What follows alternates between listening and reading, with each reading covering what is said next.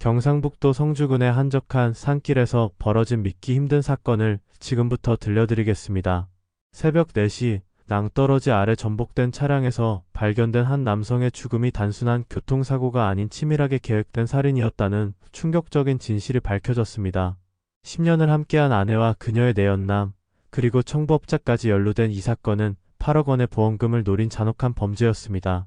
가장 가까운 사람의 배신으로 목숨을 잃은 피해자와 교통사고로 위장된 완전범죄의 실체가 한 베테랑 형사의 예리한 직감과 끈질긴 수사로 어떻게 드러나게 되었을까요?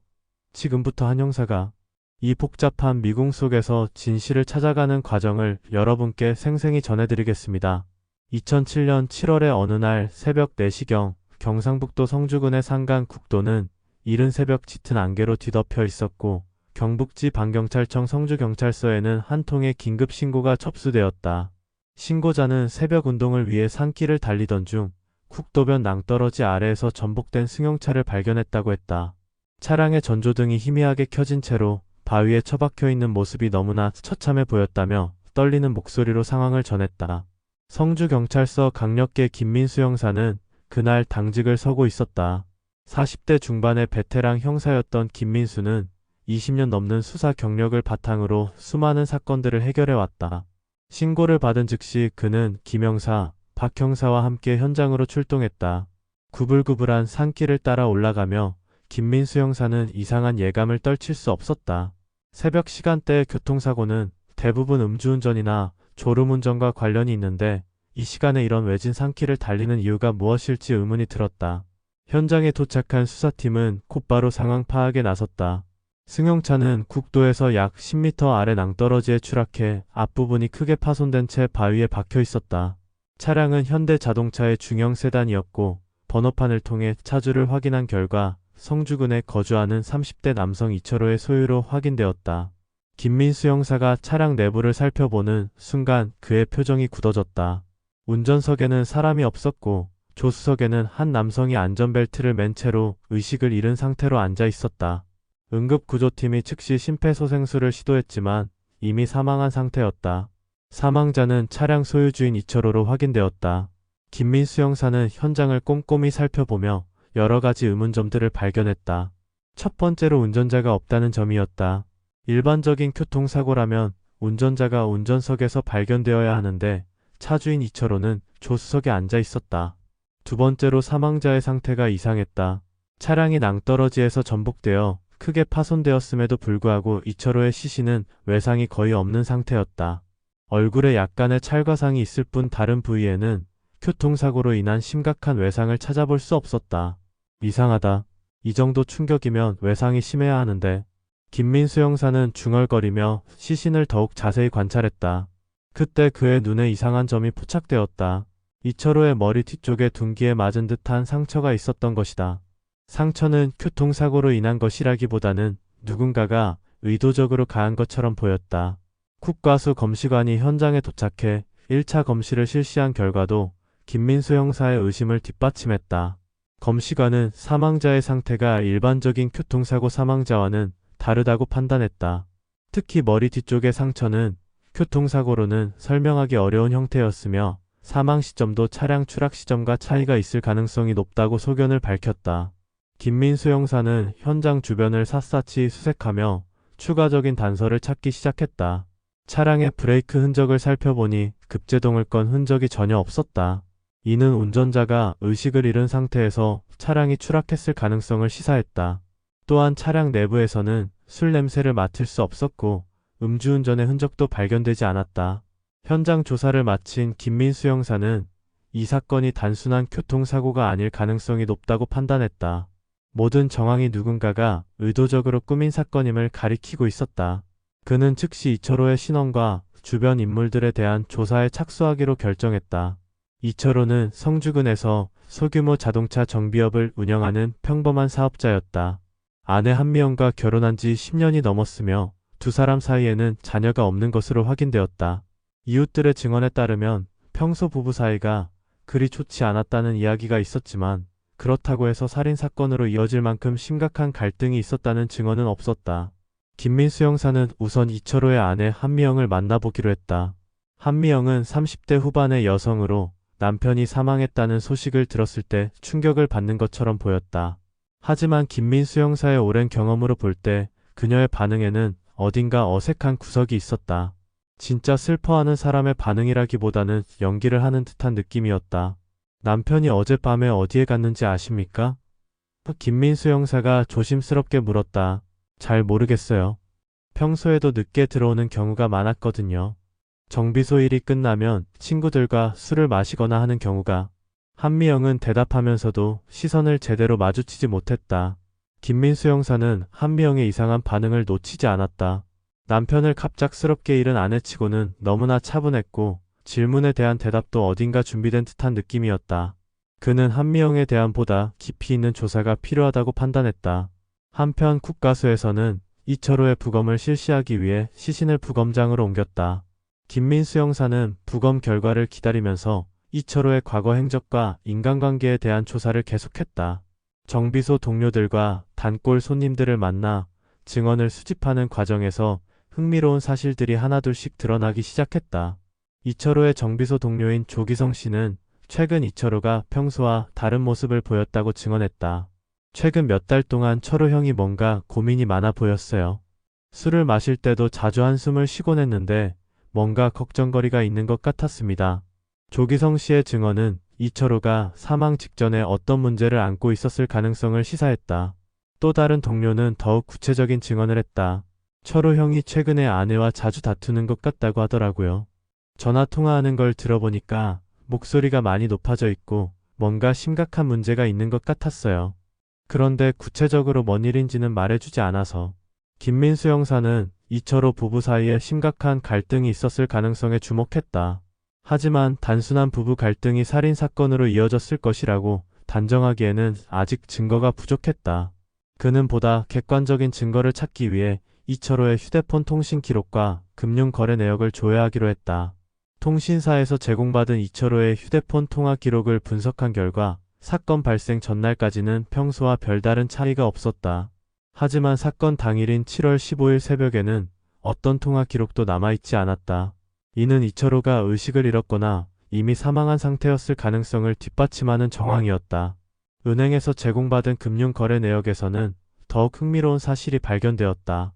이철호 명의의 계좌에서 최근 몇 개월 동안 상당한 금액의 보험료가 자동이체로 빠져나가고 있었던 것이다. 김민수 형사는 즉시 해당 보험회사에 연락해 이철호의 보험 가입 현황을 조회했다. 보험회사로부터 받은 자료는 충격적이었다. 이철호는 사건 발생 불과 5개월 전인 2007년 2월부터 무려 5개의 생명보험에 가입해 있었다. 총 보험 금액은 8억 원에 달했다. 더욱 놀라운 것은 이 보험들의 수익자가 모두 아내인 한미영으로 되어 있다는 점이었다. 그리고 보험 가입 당시의 서류를 확인해 보니 신청자도 한미영이었다.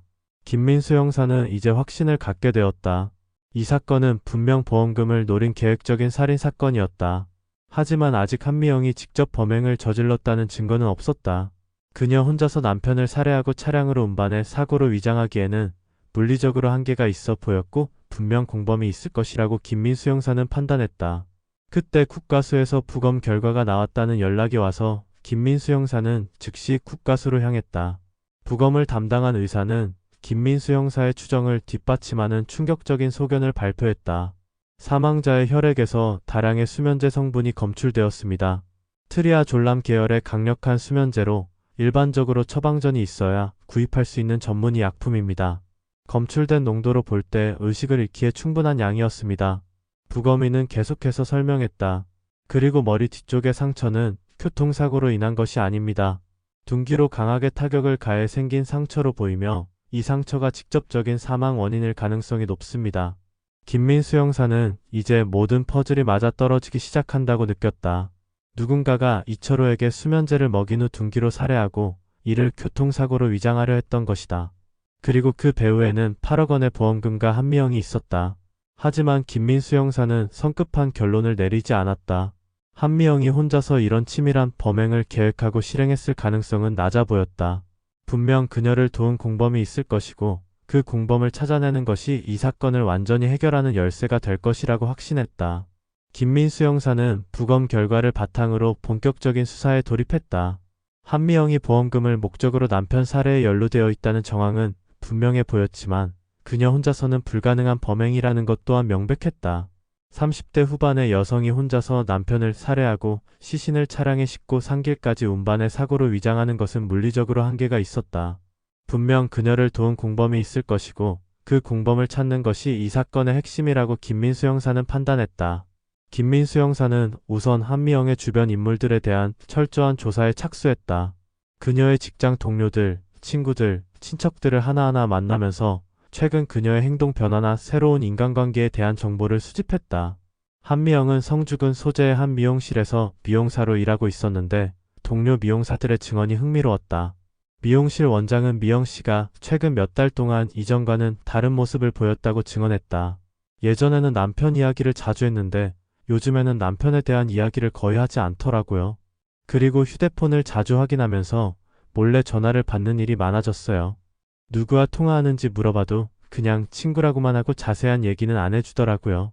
또 다른 동료는 더욱 구체적인 정황을 제공했다. 미영 씨가 최근에 옷차림이나 화장에 신경을 많이 쓰기 시작했어요. 예전에는 그냥 평범하게 입고 다녔는데 몇 달 전부터 갑자기 예쁜 옷도 사 입고 화장품도 비싼 걸로 바꿔서 쓰더라고요. 그리고 가끔 점심시간에 나가서 누군가와 만나는 것 같았는데 돌아올 때마다 기분이 좋아 보였어요. 김민수 형사는 한미영이 다른 남성과 만나고 있을 가능성에 주목했다. 하지만 단순한 추측만으로는 수사를 진전시킬 수 없었다. 그는 보다 구체적인 증거를 찾기 위해 한미영의 통신 기록을 분석하기로 했다. 법원에서 발부받은 통신수사영장을 바탕으로 한미영의 휴대폰 통화 기록과 문자 메시지 내역을 조회한 결과 놀라운 사실이 드러났다. 최근 3개월 동안 한미영이 가장 자주 통화한 상대는 남편 이철호가 아니라 다른 번호였다. 그 번호의 명의자는 조연수라는 30대 남성이었다. 김민수 형사는 즉시 조연수에 대한 신원 조회에 착수했다. 조연수는 35살의 미혼 남성으로 대구에서 중고차 매매업을 하고 있었다. 전과 기록을 확인해보니 과거에 사기와 폭력 관련 전과가 여러 차례 있었다. 특히 2004년에는 협박 혐의로 징역 1년을 선고받고 복역한 전력도 있었다. 한미영과 조연수의 통화 패턴을 분석해보니 더욱 의심스러운 정황들이 발견되었고 두 사람은 평일 오후 시간대와 밤 늦은 시간에 주로 통화했으며 통화 시간도 상당히 길었다. 특히 이철호가 보험에 가입한 2007년 2월 이후 통화 빈도가 급격히 증가했다는 점이 주목할 만했다. 김민수 형사는 조연수와 한미영이 언제부터 관계를 맺기 시작했는지 정확히 파악하기 위해 더 오래된 통신 기록까지 조회했다. 그 결과 두 사람의 첫 통화는 지난해 12월로 거슬러 올라갔다. 즉, 이철호가 보험에 가입하기 약 2달 전부터 이미 두 사람 사이에 연락이 시작되었던 것이다. 이제 김민수 형사는 한미영과 조연수를 직접 만나볼 필요가 있다고 판단했다. 하지만 성급하게 두 사람을 동시에 조사하면 증거인멸의 우려가 있었다. 그는 우선 한미영을 다시 한번 소환해 정식 조사를 실시하기로 했다. 성주경찰서 조사실에서 한미영과 마주 앉은 김민수 형사는 이번에는 더욱 구체적인 질문들을 준비했다. 조연수라는 사람을 아십니까? 김민수 형사가 직접적으로 물어보자 한미영의 표정이 순간적으로 굳어졌다. 누구요? 잘 모르겠는데요. 한미영은 당황한 기색을 감추려 했지만 김민수 형사의 예리한 눈을 속일 수는 없었다. 당신의 휴대폰 통화 기록을 보면 조연수와 최근 몇 달 동안 수십 차례 통화한 기록이 있습니다. 정말 모르는 사이라고 하시겠습니까? 김민수 형사는 한미영의 거짓말을 정면으로 지적했다. 한미영은 한동안 말을 하지 못하다가 결국 입을 열었다. 그냥 친구예요. 미용실 손님으로 알게 된 분인데. 하지만 그녀의 대답은 설득력이 떨어졌다. 단순한 친구 사이라면 그렇게 자주, 그렇게 오랜 시간 통화할 이유가 없었기 때문이다. 김민수 형사는 한미영에게 더 이상 거짓말하지 말라고 경고하면서 남편 이철호의 보험 가입 경위에 대해서도 추궁했다. 남편 명의로 8억 원에 달하는 생명보험에 가입한 이유가 무엇입니까? 그것도 결혼 10년 만에 갑자기 말이에요. 남편이 자영업을 하니까 만약에 무슨 일이 생기면 제가 혼자 살아가기 힘들잖아요. 그래서 보험에 들어둔 거예요. 한미영의 대답은 일견 합리적으로 들렸지만 김민수 형사는 그녀의 말을 믿지 않았다. 그런데 왜 하필 조연수와 연락을 시작한 시점과 보험 가입 시점이 이렇게 비슷한 겁니까? 우연의 일치라고 보기에는 너무 시기가 일치하는데요. 김민수 형사의 날카로운 지적에 한미영은 더 이상 대답하지 못했다. 김민수 형사는 한미영으로부터 더 이상 의미 있는 진술을 얻어내기 어렵다고 판단하고 조사를 일단락지었다. 하지만 그녀를 집으로 돌려보내면서 수사가 진행되는 동안 신변의 변화가 있으면 즉시 신고하라고 당부했다. 이는 한미영에게 압박감을 주는 동시에 그녀의 행동을 예의주시하겠다는 경고의 의미였다. 이제 김민수 형사의 관심은 조연수에게 집중되었다. 그는 조연수의 정확한 소재를 파악하기 위해 대구지방경찰청에 협조를 요청했고 대구 수성경찰서에서 조연수의 주소지를 확인한 결과 그는 대구시 수성구의 한 원룸에서 혼자 살고 있었다. 김민수 형사는 박 형사와 함께 대구로 향했으며 조연수를 만나기 전에 그의 주변 인물들로부터 정보를 수집하기로 했다. 조연수가 운영하는 중고차 매매장을 찾아가서 그곳에서 일하는 직원들과 이야기를 나누어 보니 흥미로운 사실들이 드러났다. 매장 직원은 조연수 사장이 최근 몇 달 동안 자주 성주 쪽으로 다녀왔다고 증언했다. 무슨 일이냐고 물어봐도 개인적인 일이라고만 하더라고요. 그런데 갔다 올 때마다 기분이 좋아 보였어요. 평소와는 달리 여자친구라도 생긴 것 같다고 생각했었는데요. 또 다른 직원은 조연수의 최근 행동 변화에 대해 증언했다. 사장님이 요즘 돈을 좀 쓰는 것 같더라고요. 평소에는 짠돌이었는데 갑자기 비싼 시계도 사고 옷도 새로 맞춰 입고 그러더라고요. 사업이 잘 되나 싶어서 물어봤는데 그냥 웃기만 하고 대답은 안 해주더라고요. 김민수 형사는 조연수가 한미영과의 관계를 통해 어떤 이득을 기대하고 있었다는 것을 확신하게 되었다. 하지만 아직 그들이 이처로 살해를 직접 계획했다는 구체적인 증거는 없었다. 더 결정적인 증거를 찾기 위해서는 조연수를 직접 조사해야 했다. 김민수 형사는 조연수의 거주지인 원룸을 찾아갔다. 조연수는 집에 있었고 경찰이라고 신분을 밝히자 당황하는 기색을 보였다. 무슨 일이십니까? 조연수는 떨리는 목소리로 물었다. 성주에서 발생한 교통사고 사건과 관련해서 몇 가지 여쭤볼 것이 있습니다. 김민수 형사는 의도적으로 살인사건이라는 표현을 사용하지 않았다. 조연수의 반응을 보기 위해서였다. 교통사고요? 저는 성주에 아는 사람도 별로 없는데. 조연수는 모르는 일이라는 듯이 대답했지만 그의 표정에서는 긴장감이 역력했다. 한미영을 아시죠? 김민수 형사가 직접적으로 물어보자 조연수의 얼굴이 창백해졌다. 미영씨요? 네, 알죠. 그런데 그분이 교통사고를 당하신 건가요? 조연수는 마치 한미영이 사고를 당한 줄 아는 것처럼 연기했지만 김민수 형사는 그의 거짓말을 간파했다. 한미영이 아니라 그분의 남편인 이철호 씨가 교통사고로 사망했습니다. 그런데 당신과 한미영이 자주 연락을 주고받은 기록이 있어서 혹시 뭔가 아시는 것이 있나 해서 왔습니다. 김민수 형사는 조연수의 반응을 세심히 관찰했다. 조연수는 한동안 말을 하지 못하다가 정말 안 됐네요. 미영씨가 얼마나 힘들어 하실까? 라고 중얼거렸다. 하지만 그의 말투에서는 진정성을 찾기 어려웠다. 김민수 형사는 조연수에게 한미영과의 관계에 대해 구체적으로 설명하라고 요구했다. 조연수는 처음에는 단순한 친구 사이라고 주장했지만 통화 기록과 만남의 빈도에 대한 추궁을 받자 결국 연인 관계라고 시인했다. 언제부터 연인 관계였습니까?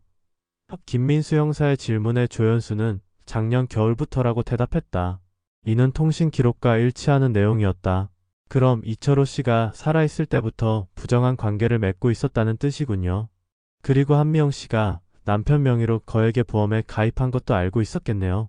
김민수 형사의 날카로운 지적에 조연수는 변명을 늘어놓기 시작했다.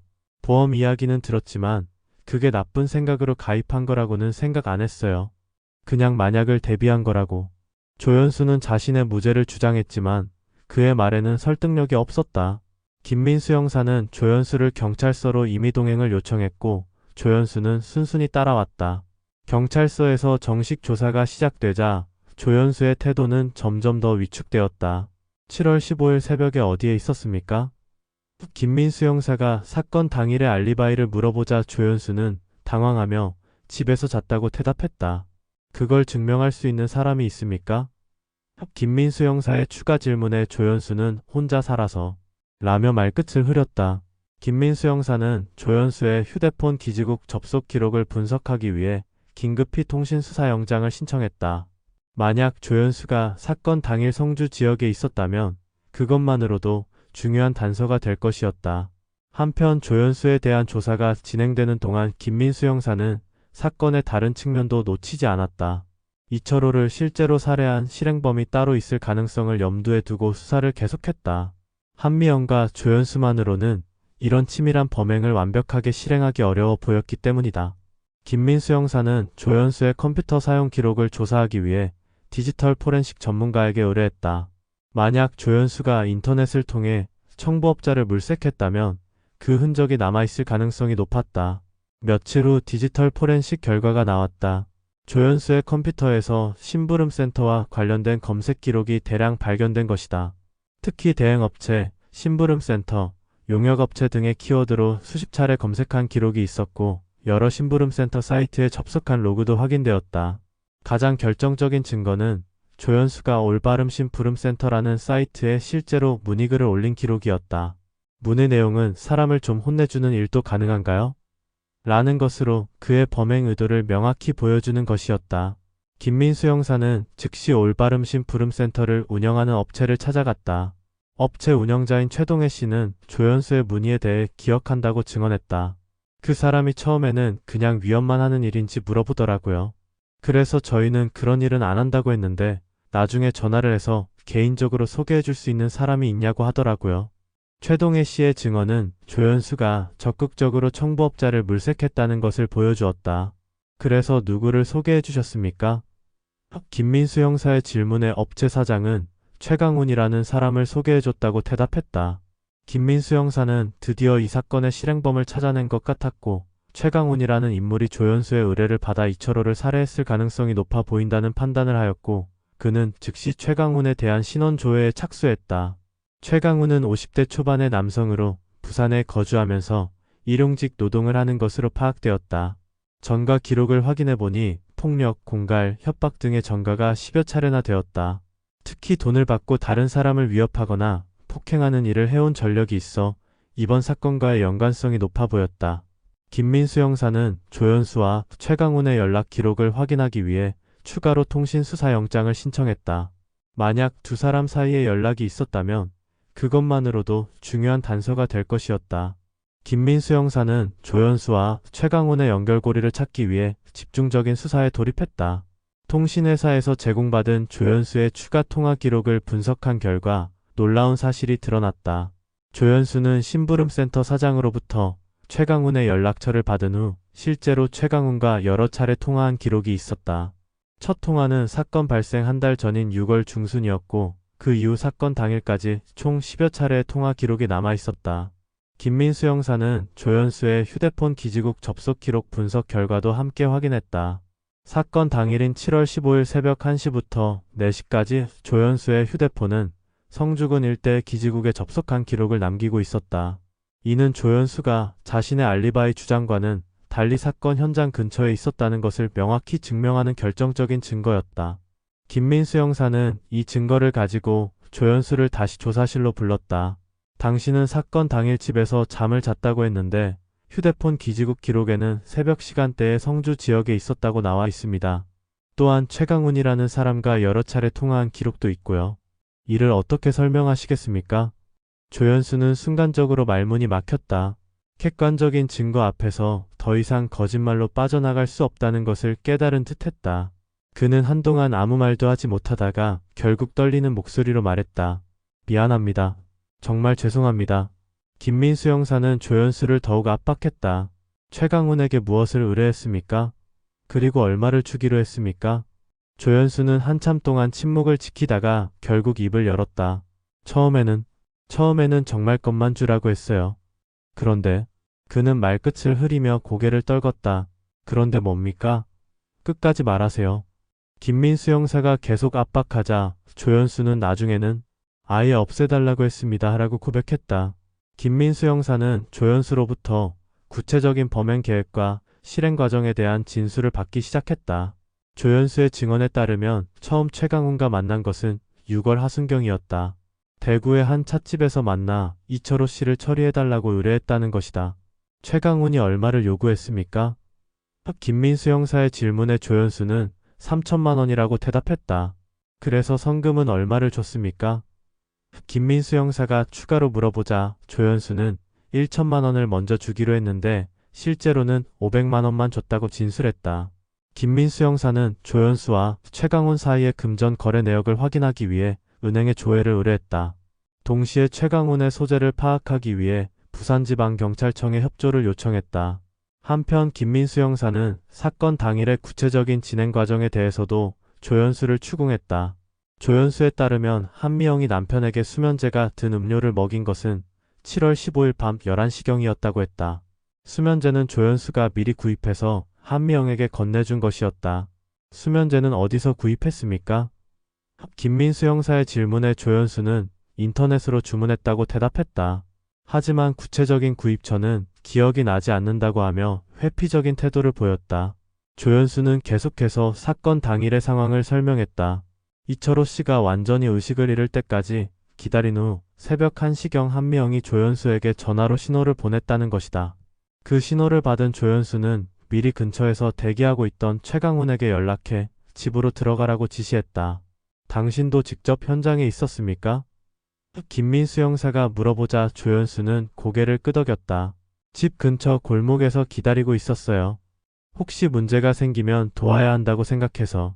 김민수 형사는 조연수가 단순히 사주한 것이 아니라 범행에 직접 참여했다는 중요한 사실을 확인했다. 이는 그의 죄질을 더욱 무겁게 만드는 요소였다. 최강훈이 집에서 나온 후에는 어떻게 했습니까?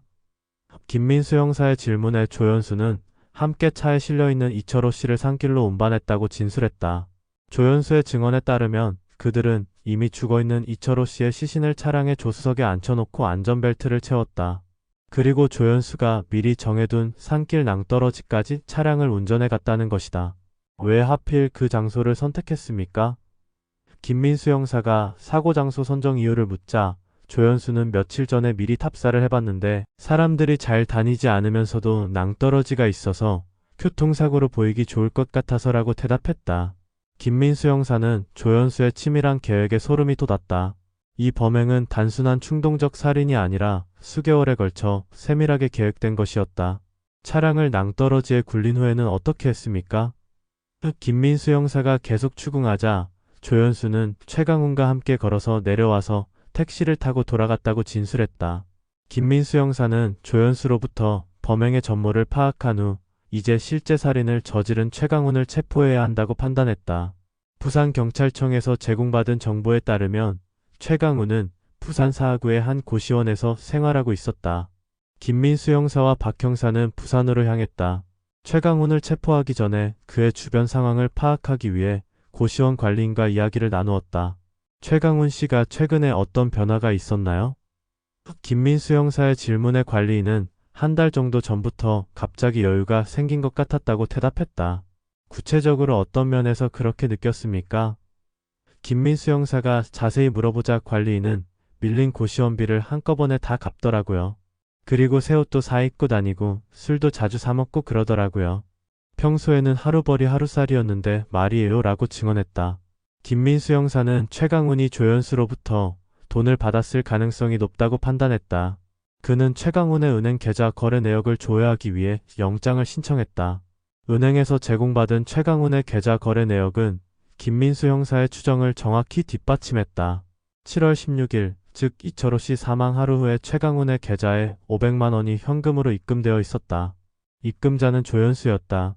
이는 조연수가 최강훈에게 범행 대가로 돈을 지급했다는 것을 명확히 증명하는 결정적인 증거였다. 김민수 형사는 이제 확실한 증거를 가지고 최강훈을 체포했다. 최강훈은 고시원 방에서 술에 취해 잠들어 있었는데 경찰이 찾아왔다는 소식에 크게 당황하는 모습을 보였다. 무슨 일이십니까? 최강훈은 술 냄새를 풍기며 떨리는 목소리로 물었다. 성주에서 발생한 살인 사건과 관련해서 체포합니다. 김민수 형사는 명확하게 체포 사유를 고지했다. 최강훈의 얼굴이 순간적으로 창백해졌다. 저는 성주에 가본 적도 없는데요. 하지만 그의 거짓말은 이미 무의미했다. 김민수 형사는 최강훈을 긴급 체포한 후 성주경찰서로 이송했다. 이송 과정에서 최강훈은 계속해서 자신의 무죄를 주장했지만 객관적인 증거들 앞에서는 변명할 수 없었다. 성주경찰서 조사실에서 최강훈에 대한 본격적인 조사가 시작되었다.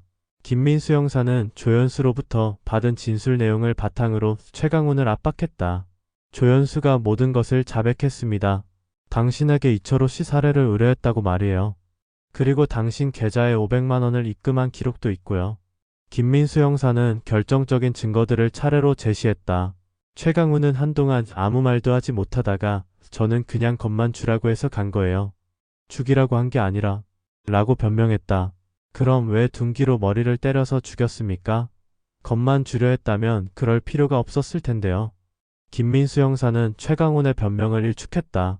최강훈은 계속해서 부인했지만 김민수 형사는 그의 휴대폰 기지국 접속 기록도 확인했다. 사건 당일 새벽 시간대에 최강훈의 휴대폰 역시 성주군 일대의 기지국에 접속한 기록이 있었던 것이다. 이는 그가 범행 현장에 있었다는 것을 명확히 증명하는 또 다른 증거였다. 당신의 휴대폰 기지국 기록을 보니까 사건 당일 새벽에 성주에 있었다는 게 확인됩니다. 더 이상 거짓말하지 마세요. 김민수 형사의 압박에 최강훈은 점점 더 위축되었다.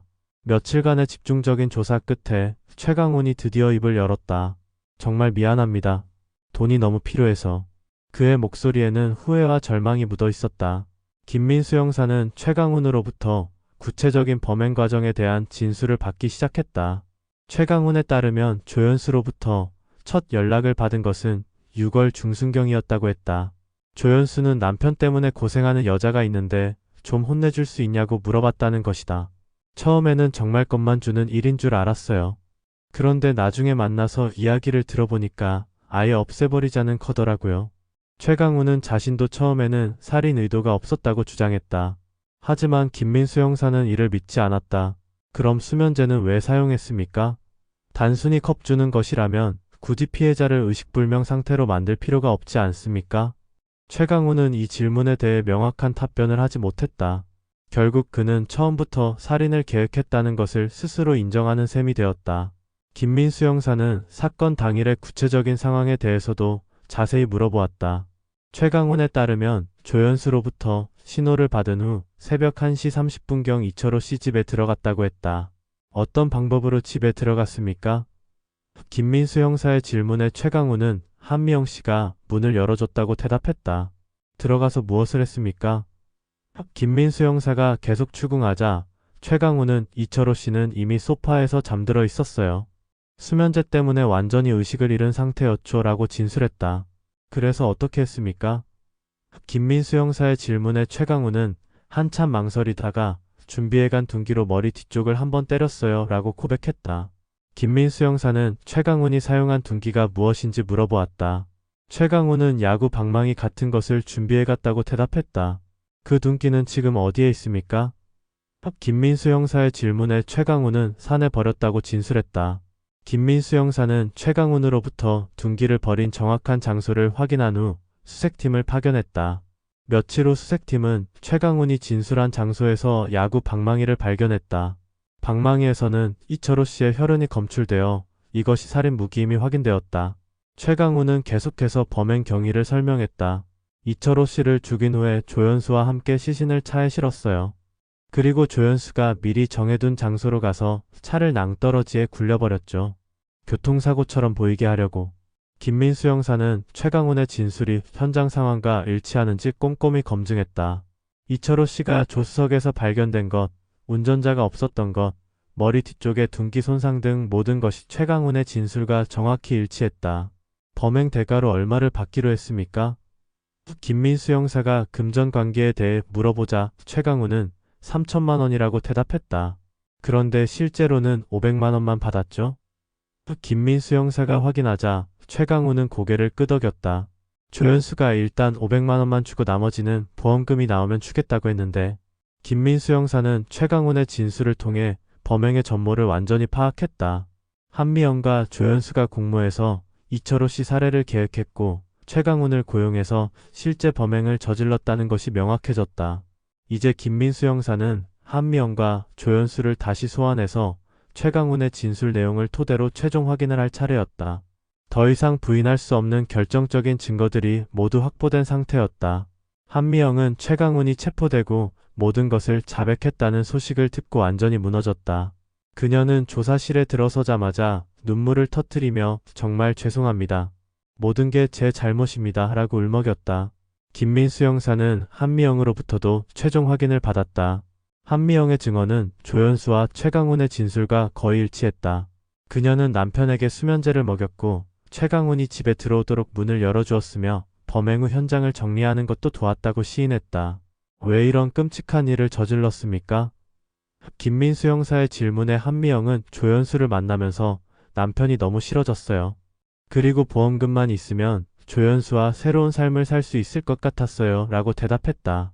김민수 형사는 3명의 피의자들로부터 모두 완전한 자백을 받아낸 후 검찰에 송치했다. 사건의 전모가 완전히 밝혀진 상황에서 더 이상의 수사는 불필요했다. 김민수 형사는 한미영, 조연수, 최강훈 3명의 피의자들로부터 완전한 자백을 받아낸 후 사건을 마무리했다.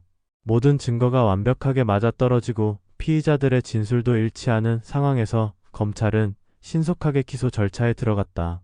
이 사건은 단순한 보험금 살인을 넘어서 가족이라는 가장 기본적인 사회 단위를 파괴한 극악한 범죄로 평가되었다. 검찰은 한미영과 조연수에게는 살인죄와 보험사기 미수죄를, 최강훈에게 살인죄를 각각 적용했다. 특히 한미영의 경우 10년 넘게 함께 살아온 남편을 배신하고 직접 범행에 가담했다는 점에서 죄질이 매우 불량하다고 판단되었다. 조연수는 불륜 관계를 넘어서 청부살인을 기획하고 직접 범행에 참여했다는 점에서, 최강훈은 돈을 받고 타인의 생명을 빼앗았다는 점에서 각각 중형이 예상되었다. 재판이 시작되자 피고인들은 모두 혐의를 인정했다. 하지만 각자 자신의 역할을 축소하거나 다른 공범에게 책임을 미루려는 시도를 했다. 조연수는 처음에는 정말 살인 의도가 없었고 겁만 주려 했다고 주장했고, 한미영은 조연수의 강요에 못 이겨서 했을 뿐 자신은 직접 남편을 죽이지 않았다고 변명했다. 최강훈은 단순히 돈이 필요해서 한 일일 뿐 피해자에 대한 개인적인 감정은 없었다며 정상 참작을 호소했다. 하지만 법원은 이들의 변명을 받아들이지 않았다. 재판부는 피고인들의 범행은 수개월에 걸쳐 치밀하게 계획된 것으로 우발적이거나 충동적인 범행이 아니다라고 판시했다. 특히 보험 가입 과정, 수면제 준비, 청부업자, 물색, 범행 장소 선정 등 모든 과정이 계획적이고 의도적이었다는 점을 강조했다.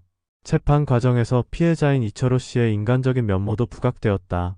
정비소 동료들과 단골 손님들은 이철호 씨가 성실하고 책임감 있는 사람이었다며 가정을 위해 열심히 일했던 평범한 남편이자 사업자였다고 증언했다.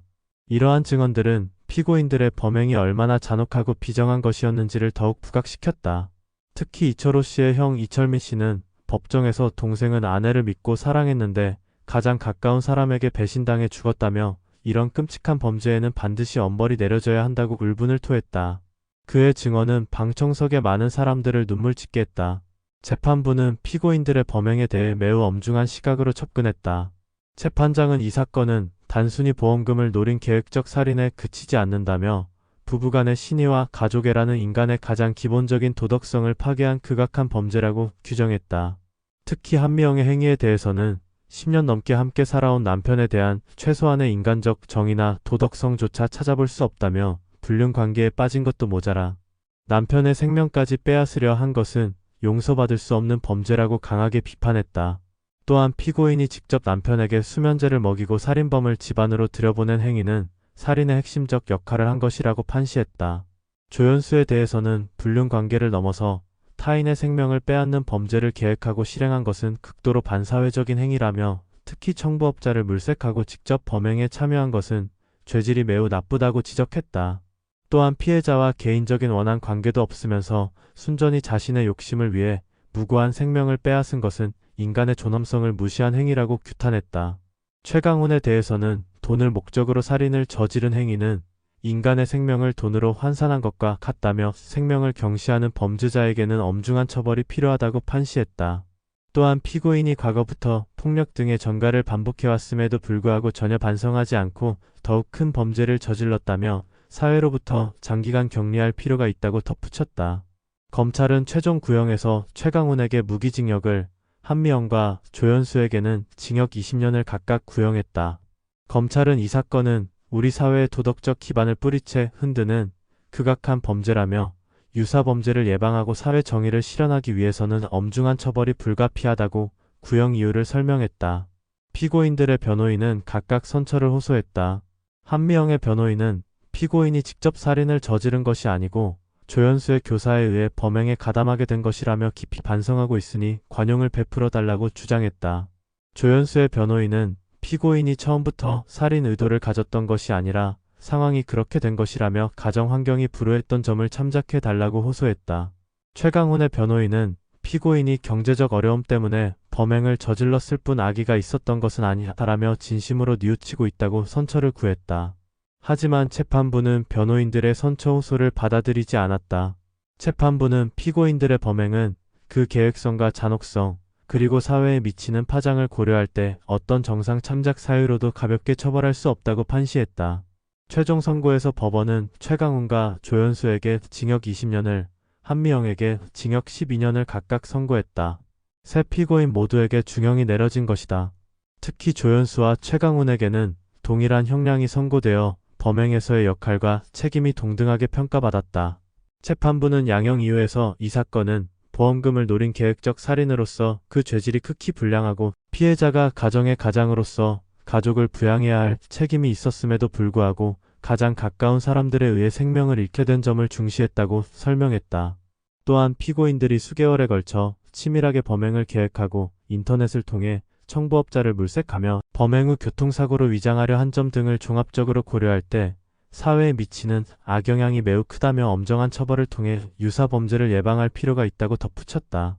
재판부는 특히 한미영에 대해서는 비록 직접 살인을 저지르지는 않았으나 남편에게 수면제를 먹이고 살인범을 집으로 들여보낸 행위는 살인의 핵심적 역할을 한 것이라며 부부간의 신의를 저버리고 남편을 죽음으로 이끈 죄책은 매우 무겁다고 판시했다. 조연수에 대해서는 범행을 기획하고 청부업자를 물색하며 직접 범행에 참여한 점에서 이 사건의 핵심 인물이라며 피해자와 아무런 개인적 원한도 없으면서 순전히 자신의 욕심을 위해 무고한 생명을 빼앗은 것은 극도로 이기적이고 반인륜적인 행위라고 규탄했다.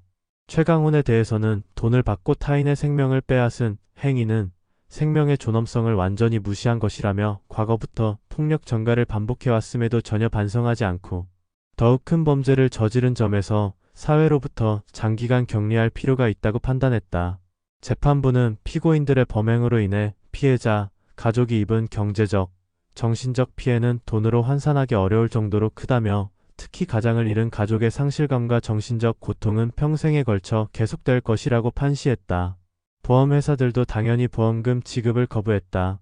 보험약관상 보험 수익자가 고의로 피보험자를 사망에 이르게 한 경우에는 보험금을 지급하지 않는다는 조항에 따른 것이었다. 한미영은 8억 원의 보험금을 받으려다가 오히려 손해배상 책임을 지게 된 셈이었다. 보험회사 관계자는 이번 사건은 보험금을 노린 계획적 살인의 전형적인 사례라며 보험금 부정 수급을 방지하기 위해 앞으로 보험 가입 심사를 더욱 강화할 예정이라고 밝혔다. 또한 단기간에 거액의 보험에 가입하는 경우에는 특별관리 대상으로 분류해 면밀히 모니터링할 계획이라고 덧붙였다. 사건이 완전히 마무리된 후 김민수 형사는 동료들과 함께 이 사건을 되돌아보았다. 처음에는 단순한 교통사고로 보였지만 현장의 작은 단서들을 놓치지 않고 끈질기게 수사한 결과 진실을 밝힐 수 있었다고 그는 회고했다. 김민수 형사는 특히 이 사건에서 과학적 수사기법의 중요성을 다시 한번 확인했다고 강조했다. 휴대폰 기지국 접속 기록, 금융거래 내역, 디지털 포렌식, 부검 소견 등 객관적이고 과학적인 증거들이 범인들의 거짓말을 하나씩 무너뜨렸다며 아무리 교묘한 범죄라도 과학수사 앞에서는 숨을 곳이 없다고 말했다. 또한 김민수 형사는 이 사건을 통해 인간의 욕심이 얼마나 무서운 결과를 가져올 수 있는지를 다시 한번 깨달았다고 소감을 밝혔다. 단순한 불륜 관계에서 시작된 일이 결국 한 사람의 생명을 앗아가고 여러 사람의 인생을 파괴하는 비극으로 이어졌다며 돈과 욕정에 눈이 멀면 인간이 얼마나 끔찍한 일을 저지를 수 있는지 보여주는 사건이라고 평가했다. 김민수 형사는 또한 범인들이 아무리 치밀하게 계획을 세워도 결국 진실은 드러나게 되어 있다며 중요한 것은 수사관이 예리한 관찰력과 끈질긴 추적 의지를 잃지 않는 것이라고 강조했다. 현장의 작은 증거 하나라도 놓치지 않고 과학적으로 분석하면 반드시 범인을 찾을 수 있다는 것이 그의 신념이었다. 이 사건은 성주경찰서뿐만 아니라 경북지방경찰청에서도 모범 수사 사례로 평가받았다. 초기에 단순한 교통사고로 보였던 사건을 체계적이고 과학적인 수사를 통해 계획적 살인 사건으로 밝혀낸 것은 수사관의 역량과 의지를 보여주는 대표적인 사례였다. 경북지방경찰청장은 김민수 형사와 수사팀에게 표창을 수여하면서 이번 사건 수사는 현장 관찰력, 과학적 수사기법 활용, 끈질긴 추적 의지가 결합된 모범적인 사례라고 평가했다. 또한 이런 우수한 수사로 억울하게 죽어간 피해자를 위해 정의를 실현했다며 앞으로도 이런 자세로 수사에 임해달라고 당부했다. 김민수 형사에게는 표창보다도 더 큰 보람이 있었다. 그것은 억울하게 죽어간 이철호 씨를 위해 진실을 밝혀냈다는 것이었다. 처음에는 그냥 불운한 교통사고 피해자라고 생각했는데 수사를 진행하면서 그가 가장 믿었던 사람들에게 배신당해 죽었다는 것을 알게 되었다며 그런 억울한 죽음에 대해 진실을 밝히고 정의를 실현할 수 있어서 다행이라고 말했다. 사건 이후 성주 지역에는 이 사건에 대한 이야기가 오랫동안 회자되었다. 가장 가까운 사람에게 배신당해 생명을 잃은 이철호 씨의 비극적인 죽음은 많은 사람들에게 경종을 울렸다. 동시에 아무리 교묘한 범죄라도 결국 진실이 밝혀진다는 교훈을 주었다. 특히 이 사건은 보험금을 노린 살인의 위험성에 대해서도 사회적 경각심을 불러일으켰다. 금융당국과 보험업계는 이 사건을 계기로 보험금 부정수급 방지 대책을 강화했다. 단기간에 거액의 보험에 가입하는 경우나 수익자와 피보험자의 관계에 의심스러운 점이 있는 경우에는 더욱 엄격한 심사를 거치도록 했다. 또한 경찰청에서는 이 사건을 교육자료로 활용해 전국의 수사관들을 대상으로 과학적 수사기법의 중요성을 강조했다. 현장에서의 세심한 관찰과 과학적 분석이 결합될 때 어떤 복잡한 사건도 해결할 수 있다는 것이 이 사건이 주는 교훈이었다. 김민수 형사는 이후에도 수많은 사건들을 해결해 나갔지만 이 사건만큼은 오래도록 기억에 남았다. 그것은 단순히 복잡한 사건을 해결했기 때문만이 아니라 인간의 욕심과 배신이 가져오는 비극을 직접 목격했기 때문이었다. 하지만 동시에 이 사건은 정의가 승리할 수 있다는 희망을 주기도 했다. 아무리 교묘한 범죄라도, 아무리 치밀한 계획이라도 결국 진실을 추구하는 사람들의 노력 앞에서는 무너질 수밖에 없다. 김민수 형사가 이 사건을 통해 얻은 가장 큰 교훈이었다. 그리고 그 교훈은 그의 남은 수사 경력 동안 언제나 그를 이끄는 신념이 되었다. 이철호 씨의 억울한 죽음은 비극이었지만 그 진실이 밝혀지고 정의가 실현된 것은 우리 사회가 아직 희망을 잃지 않았다는 증거였다. 김민수 형사와 같은 사람들이 있는 한 어둠 속에서도 진실의 빛은 결코 꺼지지 않을 것이었다. 지금까지 성주 교통사고 위장 살인사건이었습니다. 시청해주셔서 감사합니다.